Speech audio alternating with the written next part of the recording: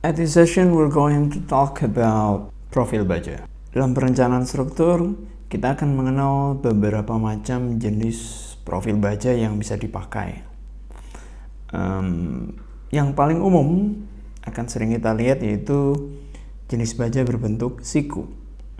Kalau di toko bangunan masih sering kita lihat. Siku ini sering dipakai di beberapa struktur seperti tower sutet, tower telco, itu sering menggunakan siku. Lalu ada IWF beam. Ini sering kita temukan di pemanfaatannya dalam struktur seperti balok. Ada kanal yang bentuknya seperti huruf C. Kanal ini sering dipakai di boarding ya. WF ini sering dipakai untuk kolom atau juga untuk balok.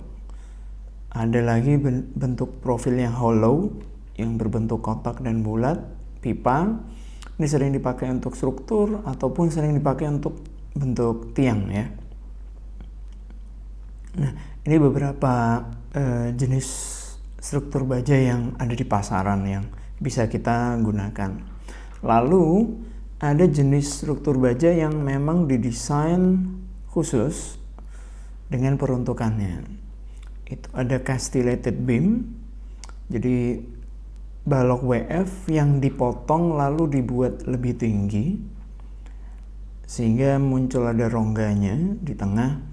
Tujuannya adalah untuk memperbesar nilai inersianya biasanya.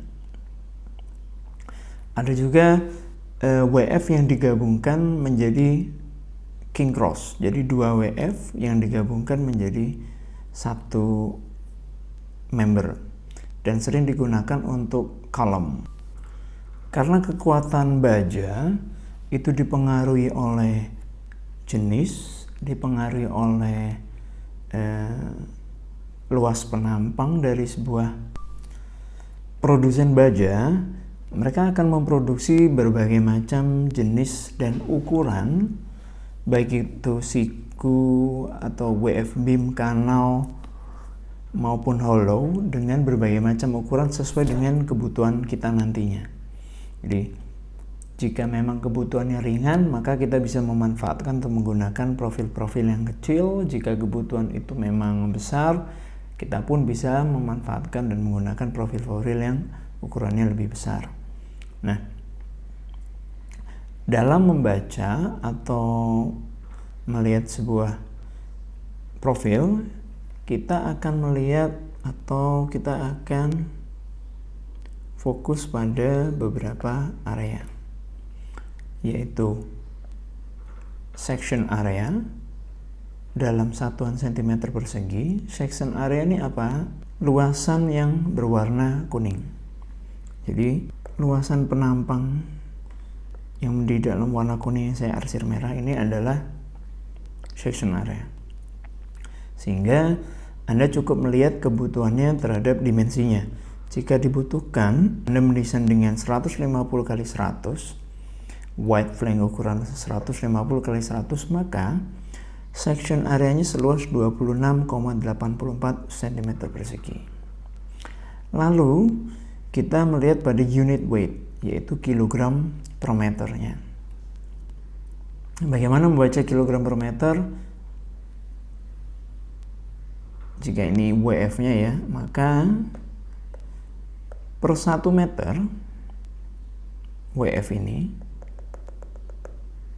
jadi saya potong gitu ya, maka berat totalnya sebesar 21,1 kg untuk WF ukuran 150 kali 100. 150-nya yang ini ketinggiannya, 100-nya adalah lebarnya. Untuk WF 150 kali 100, maka per meternya adalah 21,1 kg. Lalu kita akan melihat juga untuk geometrical moment of inersianya. Jadi nilai inersianya, masih ingat inersia biasanya kan kalau kita 1/12 BH pangkat 3. Sehingga di sini sudah ada satu satuan, di sini ada 3 satuan, maka satuannya adalah pangkat 4. Untuk arah IX-nya dia sebesar 1020 dan arah IY-nya sebesar 151. Biasanya arah IX inersianya akan jauh lebih besar. Modulus of section dan juga radius gyration of area. Begitu pula untuk siku. Bisa kita lihat di sini. Jika kita merujuk pada siku ukuran 70 kali 70 kali 6, maka yang dimaksud adalah tinggi 70, lebar 70, dan ketebalan 6. Section areanya sebesar 8.127 cm persegi. Jadi section area ini seluas 8.127 cm persegi.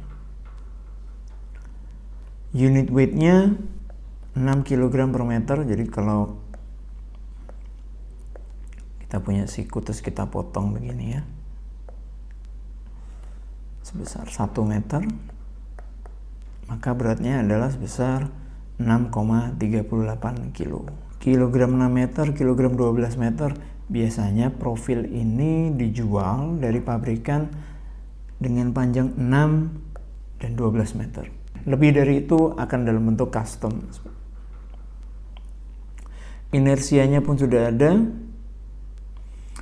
radius gyration-nya dan modulus of section-nya juga ada. Jadi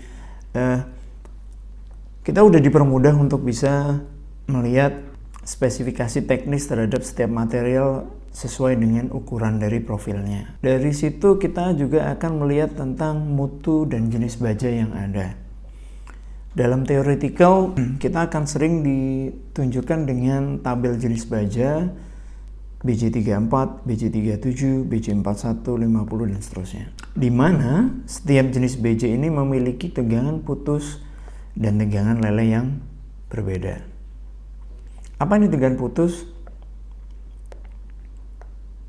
Tegangan putus adalah tegangan di mana baja ini mengalami fracture, dan tegangan leleh adalah momen di mana baja dengan jenis-jenis ini menerima gaya saat mereka leleh.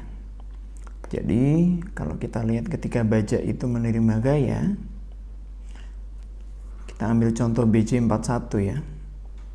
Maka pada 250 MPa baja itu mulai akan meleleh atau berdeformasi biasanya.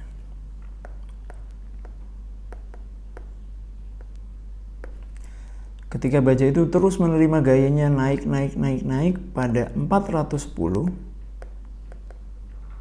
baja itu akan putus.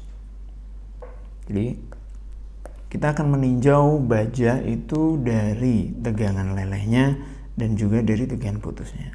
Kita akan bermain dengan dua area ini. Namun kita juga bisa melihat, saya ambil sebuah penggalan dari tabel baja dari produsen Gunung Garuda untuk jenis IWF. Bisa dilihat size range-nya yang mereka jual antara 157.5 sampai 600-200 dengan panjang standarnya 12 meter. Ini adalah flange thickness, ini adalah web thickness. Apa itu flange dan web? Sudah saya sempat tulis ya di atasnya. Nah, flange ini adalah sayapnya, web ini adalah badan. Biasanya kita sebutkan begitu. Oke. Nah, Gunung Garuda menjual bajanya dengan mengikuti beberapa aturan yang ada. Salah satunya dengan standar JIS G3101. Jenisnya adalah SS400 dan SS540. Kita mau tinggal pilih yang mild steel atau yang high strength.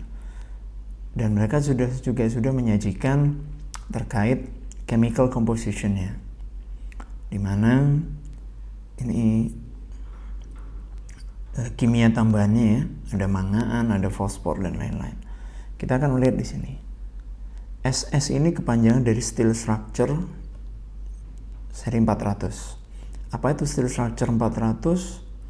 Tensile strength-nya sebesar 400 yang sudah memenuhi spesifikasi JIS, yaitu Japan, ASTM Amerika, British, BS, dan DIN itu Europe. Karena biasanya ketika Anda mendesain sebuah struktur, request-nya atau spesifikasi teknis permintaan akan mengikuti sesuai dengan spesifikasi keluaran dari mana. Pada umumnya di Indonesia seringnya menggunakan ASTM A36 pada umumnya. Nah, bisa kita lihat di sini untuk SS 400, steel structure 400, mechanical properties-nya antara 245 sampai 235, tergantung ketebalan dari thickness-nya. Dan tensile strength-nya antara 400 hingga 510.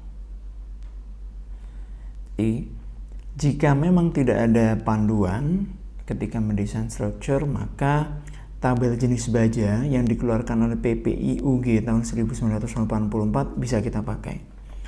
Namun, jauh lebih secure, jauh lebih aman ketika kita menggunakan tabel baja yang dikeluarkan dari produsen yang akan kita gunakan.